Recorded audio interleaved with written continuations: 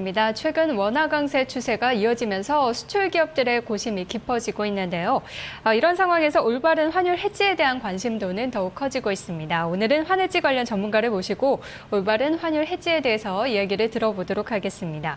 유성호 RHT 이사 함께하겠습니다. 안녕하세요. 네, 안녕하세요. 네, 리스크 해지 테크놀로지 환해지 관련 컨설팅 기업이라고 하는데 어떤 곳인지 소개부터 부탁드릴게요. 네, 저희 리스크 해지 테크놀로지는 수출입 기업들을 대상으로 리스크 매니지먼트를 수행하는 기업입니다.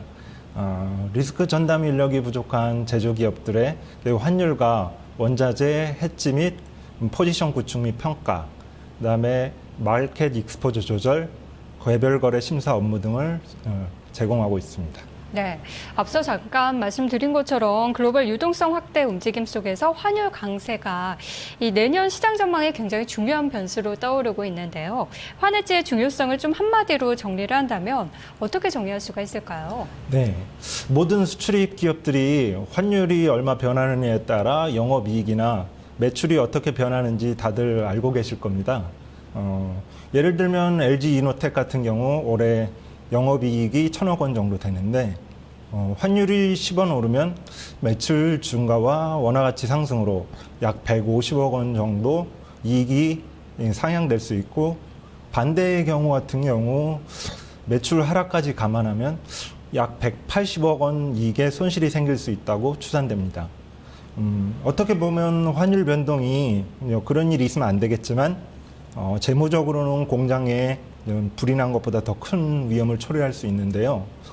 우리가 공장의 화재 예방에 힘을 쓰는 것처럼 환해지를 통해서 예측 가능한 경영 환경을 유지하기 위한 필수적인 기업 활동이라고 볼 수 있습니다. 네, 올바른 환율 해지 참 쉽지는 않아 보이는데요. 예전에 키코 사태도 있었듯이 어떻게 하는 것이 올바른 환해지인가 좀 고민이 클 것 같습니다. 네. 어떻게 하는 게 좋을까요? 환율 해지에서 가장 중요한 점은 환해지는 환율의 방향성을 예측하는 것이 아니라 환율 변동에 대한 위험을 최소화하여 예측 가능한 경영 환경을 조성하는 것입니다. 또 말씀하신 대로 환율 해지를 잘하기가 굉장히 어려운데 저희가 보면 환해지 포지션이나 프로세스가 놀랄 정도로 위험하거나 비효율적인 기업들이 꽤 많이 있습니다. 이는 전담 인력이 부족한 제조기업들의 문제와 제로섬 게임인 환율 시장의 특성 때문인데요. 잘못된 환율 거래는 키코 사례를 보듯이 기업에 큰 위험을 초래할 수 있으므로 항상 주의하셔야 되겠습니다. 네, 그렇다면 국내 경기에 가장 큰 이 원달러 환율의 영향에 대해서 전망이나 견해가 있으실 것 같은데요. 어떻게 보세요?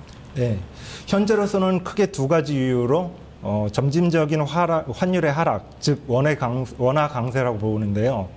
하나는 미국의 계속되는 양적 완화로 인한 달러의 통화로서의 근본적인 가치 절하, 그리고 다른 하나는 미 정부의 달러 약세 추구 가능성입니다.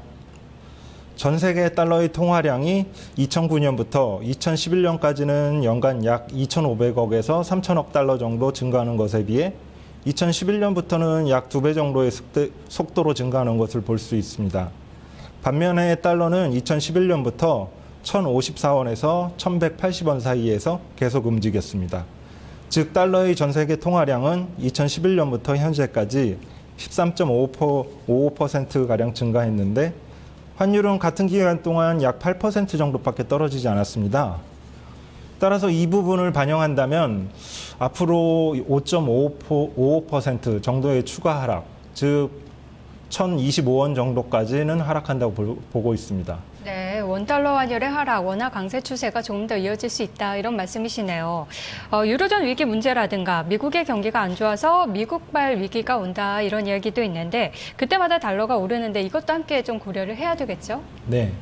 또 다른 하나는 미 정부가 이제 고용 증가를 위해 약한 달러를 추구할 개연성이 높습니다.